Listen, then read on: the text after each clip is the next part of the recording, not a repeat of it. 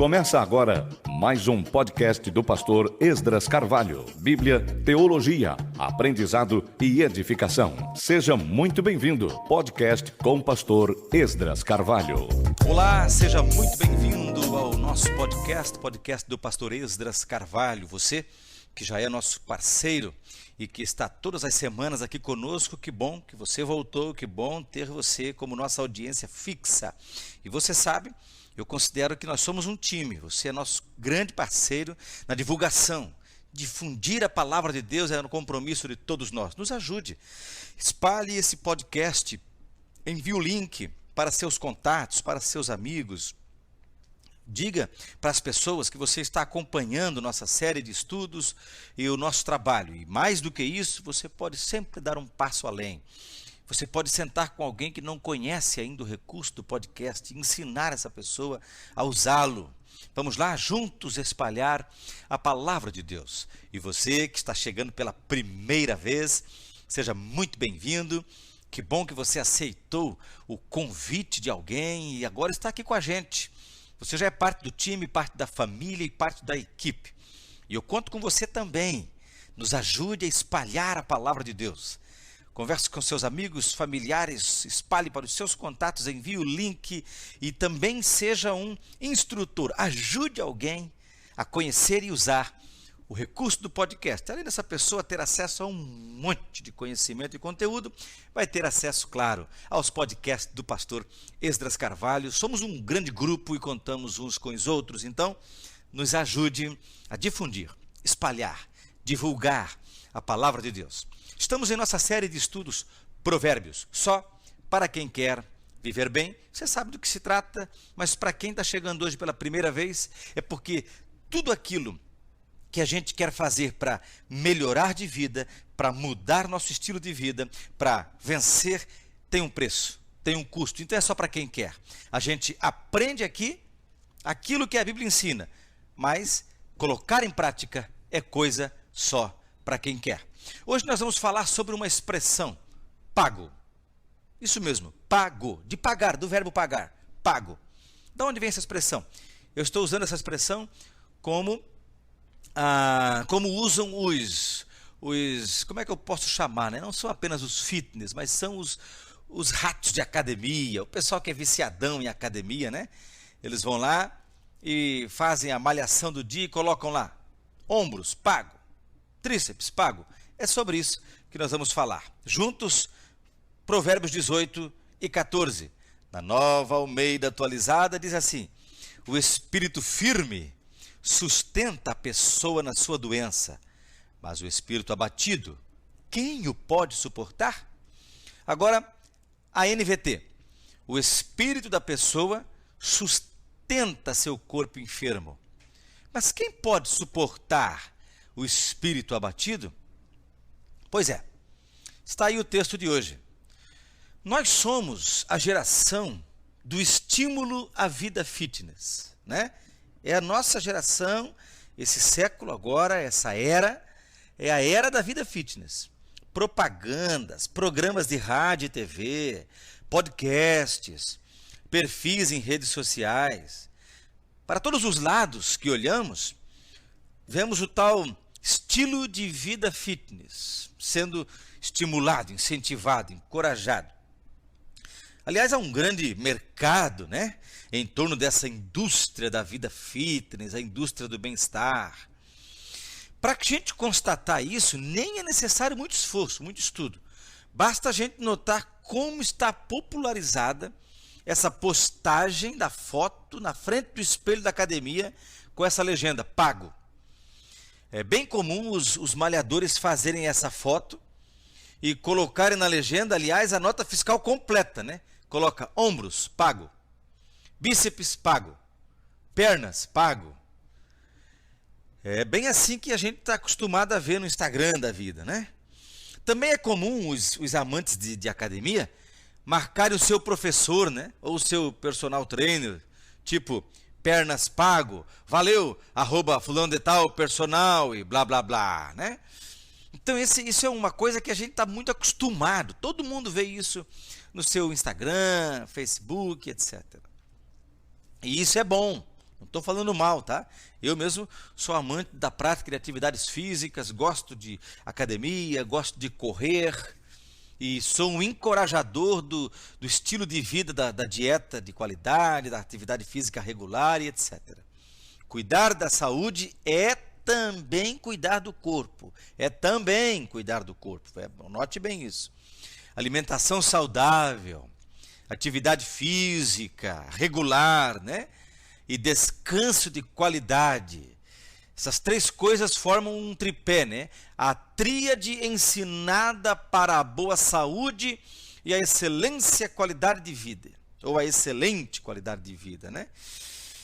Agora, o que a Bíblia está nos ensinando hoje com este provérbio é que a saúde do corpo depende da saúde do espírito. Ou seja, o verdadeiro segredo da saúde do corpo está na dimensão do espírito, na esfera espiritual. O provérbio que lemos diz claramente que o espírito firme sustenta a pessoa na sua doença, diz na NAA, Nova Almeida Atualizada. E na NVT diz, o espírito da pessoa sustenta seu corpo enfermo. Então, por outro lado, nós também temos que o espírito abatido é insuportável. Porque na Nova Almeida Atualizada diz, o espírito abatido, quem o pode suportar? E na NVT diz, mas quem pode suportar o espírito abatido? Então, por um lado, um espírito firme, saudável, sustenta a pessoa quando o seu corpo está enfermo. Por outro lado, um espírito abatido, mesmo que o corpo esteja saudável, quem pode suportar o espírito abatido? É disso que esse provérbio trata. Então, o verdadeiro segredo da saúde não está nas academias, está na dimensão espiritual.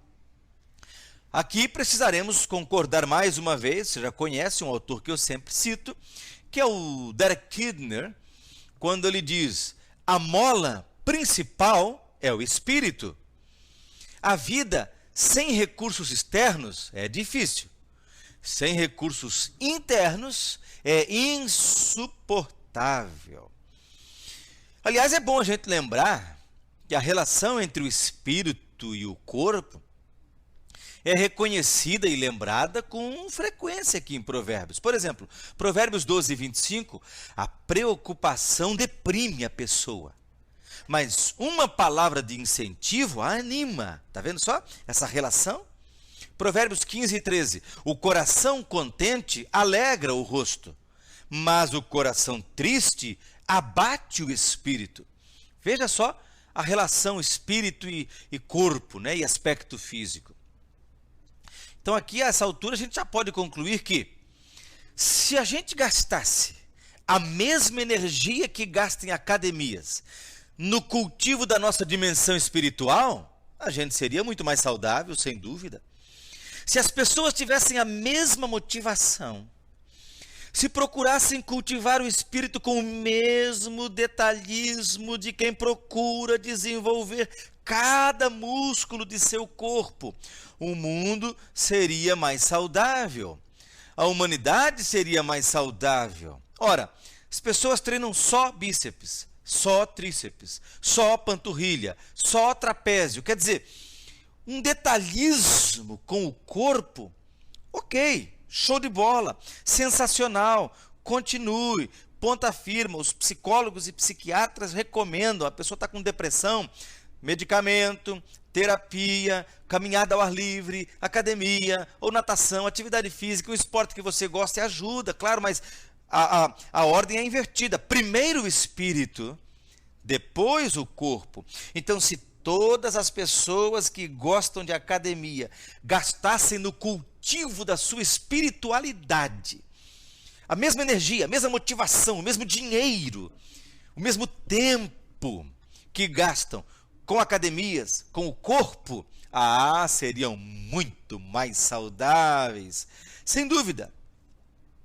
Bom, chegamos num ponto em que é bom, é importante, é necessário deixar claro que atividades físicas e desenvolvimento espiritual não são a mesma coisa. Em algum sentido são. Cultivar o espírito é algo que requer esforço, disciplina, regularidade, progressividade. O espírito, nesse sentido, é como um músculo. A gente pode e precisa desenvolver, mas não é a mesma coisa. Claro que não. Sabemos disso e reconhecemos essas diferenças, né? Ou as diferenças que existem entre as duas coisas. Todavia, há sim pontos de encontro, como eu acabei de citar. E sobre esses pontos de encontro, eu agora quero recorrer ao pastor e doutor Israel Belo de Azevedo, em seu livro Academia da Alma, o fascículo 1. Abre aspas aqui para Israel Belo de Azevedo. Abre aspas. Quando aplicamos o mesmo raciocínio da atividade física ao plano mais amplo da vida, que é o que se refere ao nosso relacionamento com Deus, tendemos a achar que as coisas são diferentes. E são diferentes mesmo. Mas há pontos de encontro. Imagine Moisés subindo ao monte. Delicie-se com o seu maravilhamento, que encontrou seu pico próximo do pico da montanha. Separamos equivocadamente o espiritual do corporal. Teria Moisés alcançado o pico espiritual proporcionado naquele encontro inefável se seus músculos não fossem capazes de domar as trilhas da montanha? Podemos alcançar o pico da experiência com Deus com músculos espirituais flácidos? Sem chances. Responderemos: quaisquer um de nós, ou quaisquer uns de nós. É por isto que em nosso relacionamento com Deus, muitos não saímos jamais da planície, mesmo sabendo que o planalto é para os que malham. No entanto, há mais, mas só há mais para os que colocam a sua alma na academia de Jesus. Ele nos ensina, nela aprendemos. Olha que figura, fecha aspas aqui, olha que figura fantástica, que ilustração espetacular o doutor Israel usa para nós. Ele pega Moisés subindo o Monte Sinai. Quando ele chega lá no pico da montanha, ele está no lugar mais alto, deslumbrado com as belezas que todo pico de montanha tem. Mas a pergunta é, se lá ele experimenta o auge da revelação divina, ele teria alcançado este auge se ele não tivesse musculatura forte o suficiente para alcançar o pico, tivesse desmaiado no meio do caminho?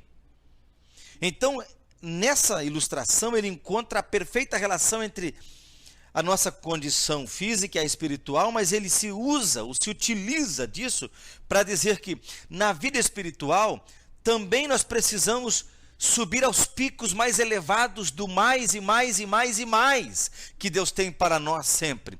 Mas só encontrará esse mais quem a cada dia desenvolve sua musculatura espiritual. Olha que coisa espetacular. Então, uma dica para todos nós. Embora seja bom que cuidemos do nosso corpo, embora seja positivo alimentar-se com qualidade, fazer exercícios físicos regularmente e descansar adequadamente, a imagem que aparece junto na foto ao espelho da academia nem sempre reflete o que vai no interior. Nem sempre expressa a saúde espiritual. Tem gente malhada fazendo foto e depois chegando em casa tomando remédio para depressão, para transtorno de ansiedade generalizada. Então a foto que está diante do espelho não reflete a realidade do íntimo dessas pessoas, e é um grande número de pessoas. Cuide. Para ter saúde no corpo, é mais importante cuidar do espírito. Não é aconselhável cuidar de um em detrimento do outro. Não vai ficar trancado num quarto orando e jejuando e abandonar a rotina física. Mas também não é sábio inverter as prioridades. Primeiro o espírito. O que eu estou querendo dizer aqui, gente, é o seguinte, só para efeito de ilustração. Por que depois de 1h30 de devocional, ouvindo canções de enlevo espiritual, lendo as Escrituras, orando ao Pai Celeste, o indivíduo não pensa consigo mesmo, está pago? Entendeu agora? É isso que eu quero dizer. Por favor, isso é uma ilustração. Salvação não se paga, salvação é de graça. Paulo disse aos Romanos capítulo 2, versículo 8, porque pela graça vocês são salvos, mediante a fé eu sei disso. Paulo disse aos Romanos, se a minha memória não me engana, é Romanos capítulo 5, e se é pela graça, já não é por obras. Do contrário, a graça não seria graça, é de graça. Mas o desenvolvimento dessa salvação, o desenvolvimento da espiritualidade, o mais e mais de Deus para nós, a gente pode se valer ilustrativamente dessa figura que eu estou evocando para a reflexão de hoje. Depois de dedicados tempos preciosos para as disciplinas espirituais, está pago. Agora eu vou tomar café da manhã, agora eu vou para a academia, agora eu vou para a esteira, agora eu vou correr no parque. Mas eu cuidei do espírito, as disciplinas espirituais. O espírito forte sustenta o corpo. Já o espírito abatido adoece o corpo. O espírito forte cura o corpo doente. Já o espírito fragilizado agrava a enfermidade do corpo. Está vendo só? Primeiro o espírito. Tanto é assim que Paulo recomendou a Timóteo. Eu vou ler na NVT primeiro. 1 Timóteo capítulo 4, versículo 6 e 7. Se você explicar estas coisas aos irmãos, será um bom servo de Cristo Jesus, nutrido, vou repetir, nutrido pela mensagem da fé e pelo bom ensino que tem seguido. Não perca tempo discutindo mitos profanos e crendices absurdas. Em vez disso, exercite-se, vou repetir, exercite-se na devoção. Está vendo só?